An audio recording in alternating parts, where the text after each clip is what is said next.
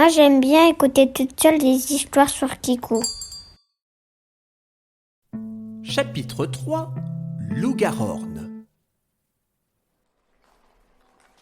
Au cœur de la cité de l'automne se tenait une énième plateforme avec dessus une grosse tonnelle en bois qui abritait deux immenses tables, aussi grandes que celles du palais de Barbe-Blanche. C'est ici que tout le village se réunissait pour prendre ses repas, étalés sur 4 services. Comme le paladin et le forestier étaient fourbus de leur aventure, il fut convenu qu'ils mangeraient au plus tôt. Bien que ravis de l'invitation, les deux voyageurs semblaient préoccupés par ce qu'on allait leur servir. Et après tout, ils logeaient dans une ville de sorcières, et ces dernières étaient réputées pour leur gastronomie un peu exotique. Notre héros tenta d'en savoir plus. Et qu'avez-vous prévu au menu ? De la bave de chauve-souris, des yeux de crapaud farcis, des queues de rat à la cervelle de mouche ? Non, ce soir c'est de la soupe. Ah bon, eh ben tant mieux. Mais soupe de limaces. Bouh. Non, je plaisante. Installez-vous et bon appétit. Le repas se déroula comme tous les soirs dans la bonne humeur et rythmé par de grandes discussions dont seules les sorcières et les sorciers pouvaient en avoir le secret.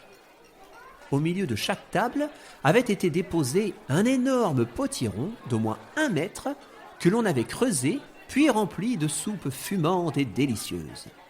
Une fois rassasiés, le chevalier et son acolyte furent accompagnés vers la hutte qui leur servirait de chambre. La nuit était tombée et la cité était éclairée par des milliers de lanternes en cuivre. Celles-ci abritaient des chandelles magiques qui s'allumaient toutes seules et avaient la particularité de brûler sans jamais se consumer. À certains endroits, on pouvait même apercevoir des citrouilles que l'on avait sculptées, puis éclairées à l'aide d'une bougie. De loin, la cité semblait être un arbre unique composé de lumière, et l'ensemble était magnifique. Pour la veillée, on installa les deux aventuriers sur une petite plateforme où étaient placés de grands fauteuils de bois recouverts de coussins moelleux et de couvertures.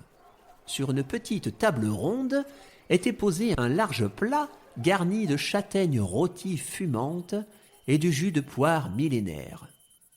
La soirée passa agréablement, sauf pour Massim qui était un petit peu nerveux d'être entouré d'autant de courges. On ne sait jamais. Le lendemain, quand le jour se leva, Chéphal était déjà à l'orée du bois, là où nos voyageurs devaient reprendre la route.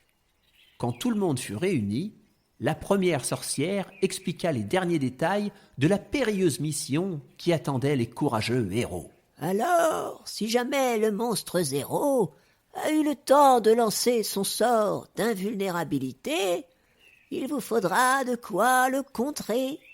Après avoir consulté tous nos grimoires, nous avons trouvé une incantation qui permet de réduire à néant le bouclier magique de la sorcière. Elle est inscrite sur ce bout de papier. Attention à ne pas la gâcher, car elle ne pourra servir qu'une seule fois. D'accord. Et pour le sort qui fera apparaître un esprit pour un vœu ? Eh bien, nous n'aurons aucune chance contre cela, si ce n'est d'aller plus vite qu'elle.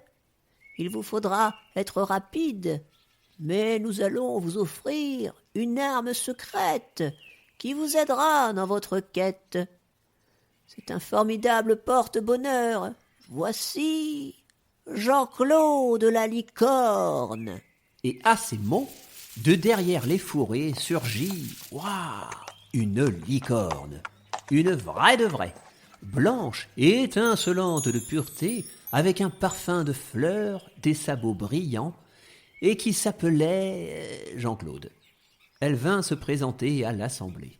Je me nourris de rosée et de tendre luzerne, et ma robe couleur de lait ne connaît point le terne. Ma splendeur n'a d'égal que ma magnificence, et je ne suis point banal, car j'apporte la chance. Eh bien, enchanté, messire Jean-Claude la licorne. Bienvenue dans l'aventure. Vous parlez toujours en rime ? Quoi de plus naturel pour une créature magique de fournir à l'appel des phrases uniques ? Oui ? D'accord, bon. Eh ben, mettons-nous en route alors. Tout le monde se souhaita bonne chance, on fit les adieux, et la traversée de la forêt commença. La route n'était guère difficile, mais Jean-Claude Lalicorne passait son temps à discuter. Ses exploits, sa chance, sa crinière soyeuse, ses sabots polis, tout était prétexte à bavarder et surtout à ne parler que de lui. Il commençait à quelque peu agacer le reste du groupe. Il semble bien prétentieux à faire de la poésie sur lui-même tout le temps. N'est-ce pas, hein? Sous prétexte d'être une créature magique, monsieur se prend pour une merveille. Moi aussi, hein, je peux parler en rime. Qu'entends-je de la jalousie du petit chevalier qui est tout aigri? Aigri? Non mais, sachez, vulgaire animal, que d'être le plus beau, vous n'êtes pas sûr. Et même mon fidèle cheval, à côté de vous, a plus fière allure. Je ne suis point cheval, car suis au régime sans sel, et j'ai un égo abyssal, car je proute des arcs-en-ciel. Je n'attendais pas de vous que bien parler vous sachiez, encore moins, après tout, que vous me comprissiez. Comprissier. Attendez, je prends mon dictionnaire. Comprissier, subjonctif imparfait de comprendre. Oh, il est fort. Oh, il est trop fort. Bon, tant pis, j'abandonne pour la rime. Reprenons la route. Mais pendant que le chevalier orange consultait son dictionnaire, alors qu'on lui avait demandé de se dépêcher... Oui, bon bah ça va. Jean-Claude avait disparu. Les deux amis s'interrogèrent. Vous croyez que nous l'avons vexé? Non, je ne pense pas. Et puis, regardez le buisson là-bas. Il bouge dans tous les sens. C'est sûrement lui. Ohé, Jean-Claude. Effectivement, il y avait quelque chose derrière le buisson.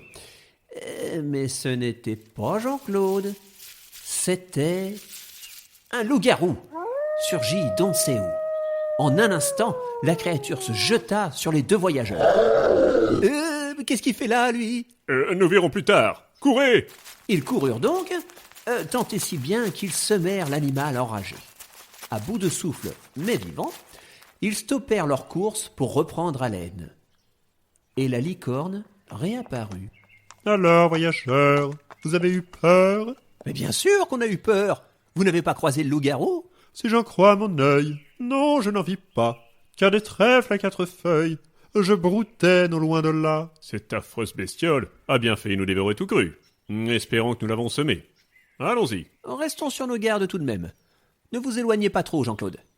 Jean-Claude? Jean-Claude? La licorne avait encore disparu, sans prévenir qui que ce soit. Allons bon, où est-il encore passé? C'est fou, ça. Dites donc, chevalier, vous avez remarqué comme il est parti juste avant l'arrivée du loup-garou et est revenu juste après? Ah, c'est vrai, ça? Maintenant que vous le dites, cela me semble étrange. Vous pensez que... Non. Et si, peut-être que c'est lui, le loup-garou. Une licorne loup-garou? Ça existe, ça? Ça ferait quoi? Une loup-garorne? Peut-être un licarou? Une coulorne garolide... Oui, bon, non, je sais pas. Bon, en tout cas, rassurez-vous, car j'ai deux grandes nouvelles à vous annoncer. Une bonne et une mauvaise. Eh bien, commençons par la bonne. Et j'ai la certitude que Jean-Claude n'est pas le loup-garou. Et la mauvaise? La mauvaise, c'est que si j'en suis sûr, c'est parce que Jean-Claude, il est là-bas. Ah, coucou! Et que le loup-garou, il est juste derrière vous. Ah! Tout le monde prit la fuite, mais la bête courait sacrément vite. Et cette fois-ci, elle eut le temps de rattraper tout le petit groupe. Acculé à un arbre, le chevalier dégaina son épée pour protéger tout le monde. Il interpella la licorne. « Vous êtes censé porter chance, alors c'est le moment d'agir !» Je veux bien, mais comment? Je sais pas, moi, danser des claquettes, cracher des paillettes, proutez-nous un arc-en-ciel, mais faites quelque chose !» Alors que tout semblait perdu, une ombre surgit de nulle part devant nos héros, à toute vitesse. C'était Myrma, qui pour une fois avait réussi son atterrissage. Elle fit face au monstre et lui jeta un petit caillou sur la tête. Aussitôt, la créature se métamorphosa et devint une petite personne toute ridée. C'était une mamie lutin. Oh, bah que se passe-t-il? Mon amie sorcière vient de vous retransformer en lutin, chère madame. Je suis désolé, j'espère que je n'ai fait de mal à personne. Je me transforme de temps en temps en loup-garou quand j'ai vraiment trop faim. Je pourrais manger n'importe quoi dans ces moments-là. Ah bon? N'importe quoi? Ah oui, des pierres, Oh, des arbres, Ah bon? de l'herbe, Oh ben... des chevaliers. Bon, ben nous on va y aller, hein. Allez, à la prochaine. Au revoir. Quelle histoire! Ma chère Myrma, je n'ai jamais été aussi heureux de vous revoir. Vous comprenez pourquoi je devais effectuer une recherche avant de vous rejoindre. Je me souvenais de cette créature et je devais absolument me procurer des cailloux magiques. Mais grâce aux boussoles de Nord personnel, me voilà. Eh bien, juste à temps. Dites, vous voudriez bien récupérer Jean-Claude la licorne et le ramener à la Cité de l'Automne, s'il vous plaît? J'ai bien peur qu'il ne porte chance qu'à lui-même. Bien sûr, chevalier. Le monstre zéro est tout près d'ici, et je sens qu'arrive le dénouement de votre aventure.